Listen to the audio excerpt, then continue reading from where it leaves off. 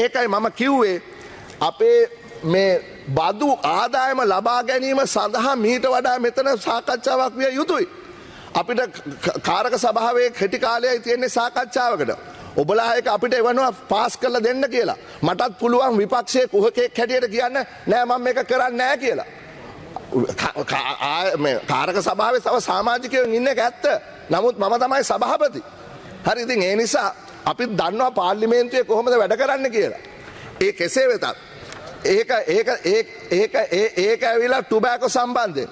දැන් මම පෙන්නන්නම් ඒකේ තියෙන ගේමින් සම්බන්ධයෙන්. හරි එතකොට මේ ගේමින් සම්බන්ධයෙන් කැසිනෝ රෙවෙනියු අරු කතානායකතුමනි අපි දන්නවා ස්ථාවර නියෝග අනුව මුදල් කාරක සභාවේ සභාපති ධූරය විපක්ෂයට පැවරලා තිබෙනවා. හැබැයි විපක්ෂයට පැවරුණා කියලා ඒක වගකීම් විදිහට හැසිරෙන්න බෑ. ඒ විදිහට කවුරු හරි කෙනෙක් කල්පනා කරනවා නම් අපි යෝජනා කරනවා එවැනි අත්දැකීම් ලැබුණොත් ඒ ස්ථාවර නියෝගය අත්හිටවල යන්න කියලා. ඒ නිසා අපි කවුරුත් පාර්ලිමේන්තුවේ ස්ථාවර නියෝග අනුව කටයුතු කරන්න ඕන. ඒ ලැබිලා තිබෙන අයිතිය බ්ලැක්මේල් කරන්න තර්ජනාත්මක පාවිච්චි කරන විපක්ෂයට අයිතියකුත් නෑ ආණ්ඩුවට අයිතියකුත් නෑ.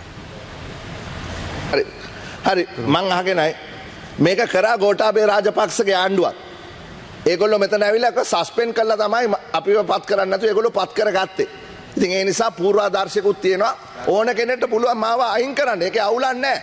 හැබැයි මම ඔබතුමාට සත්භාවයෙන් කිව්වේ පාර්ලිමේන්තුවේ මීට වඩා මේකට විවාදයට අවස්ථාව ලබා දෙන්න ඕනේ කියලා තමයි. හරි එහෙමනම් මට කරගෙන යන්න ඉඩ දෙන්න please don't disturb. ගරු කතානායකතුමනි ඒක තර්ජනාත්මකව තමයි ඉදිරිපත් වුනේ. ඒ නිසා තමයි මම ඉදිරිපත් වුනේ. ඔබතුමා දන්නවා මේ හැම දෙයක්ම ප්‍රෙස් වල යනවා. ඔබතුමා දන්නවා රාජ්‍ය ගිණුම්කාරක සභාවේ සභාපති ධූරයත් විස්තර නියෝගවල නැතුව තිබියදී අප විපක්ෂයට දීලා තිබෙනවා.